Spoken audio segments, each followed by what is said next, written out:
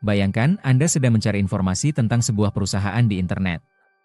Dalam hitungan detik, Anda menemukan berbagai berita, unggahan media sosial, dan mungkin juga pernyataan resmi dari perusahaan tersebut.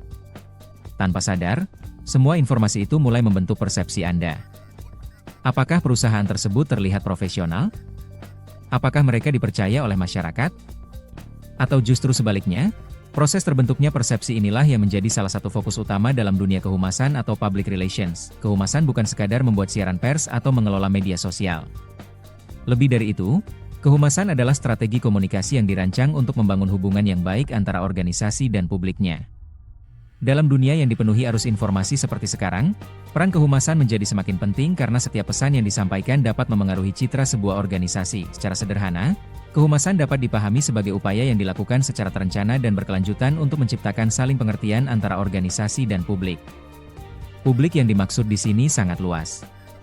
Bisa berupa masyarakat umum, pelanggan, pemerintah, media, bahkan karyawan di dalam organisasi itu sendiri. Artinya, kehumasan bukan hanya berbicara kepada publik luar, tetapi juga menjaga komunikasi yang sehat di dalam organisasi. Mengapa hal ini penting? Karena reputasi sebuah organisasi tidak terbentuk dalam satu hari. Reputasi adalah hasil dari proses komunikasi yang berlangsung terus-menerus. Setiap pesan yang disampaikan organisasi, baik melalui media, acara, kampanye, maupun interaksi sehari-hari, akan memengaruhi bagaimana publik menilai organisasi tersebut. Disinilah peran praktisi kehumasan menjadi sangat strategis. Seorang praktisi PR harus mampu mengelola informasi dengan bijak. Mereka perlu memastikan bahwa pesan yang disampaikan organisasi jelas, akurat, dan dapat dipahami oleh publik. Selain itu, mereka juga harus peka terhadap opini masyarakat dan mampu menjembatani kepentingan organisasi dengan harapan publik. Misalnya, ketika sebuah perusahaan meluncurkan produk baru, kehumasan bertugas menjelaskan kepada masyarakat tentang manfaat produk tersebut. Namun tugasnya tidak berhenti di situ.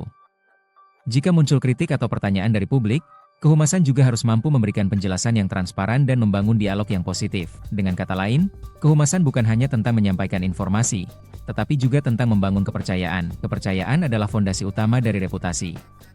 Tanpa kepercayaan, organisasi akan sulit mendapatkan dukungan dari masyarakat.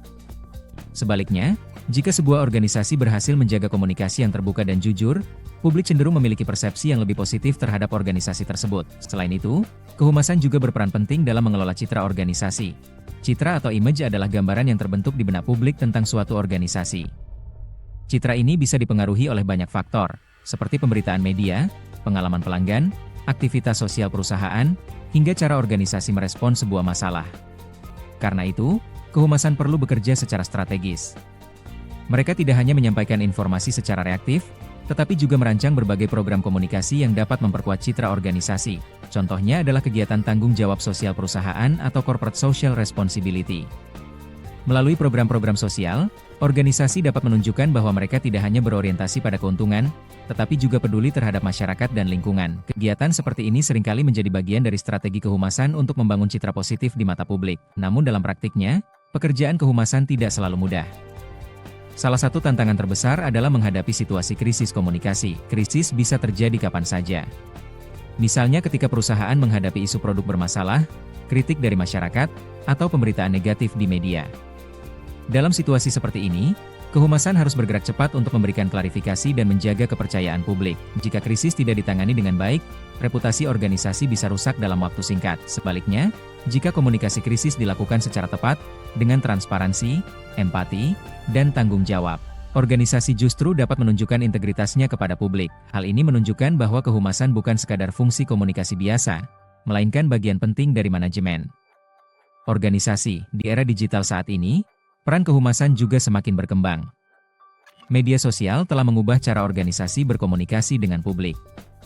Informasi dapat menyebar dengan sangat cepat, dan publik juga dapat langsung memberikan respons terhadap pesan yang disampaikan. Oleh karena itu, praktisi kehumasan harus mampu beradaptasi dengan perkembangan teknologi komunikasi. Mereka perlu memahami bagaimana mengelola pesan di berbagai platform digital, memantau opini publik secara real-time, serta membangun interaksi yang lebih dialogis dengan masyarakat. Dengan strategi yang tepat, media digital justru dapat menjadi sarana yang sangat efektif untuk membangun reputasi organisasi. Pada akhirnya, kita dapat melihat bahwa kehumasan memiliki peran yang sangat penting dalam membentuk citra dan reputasi organisasi.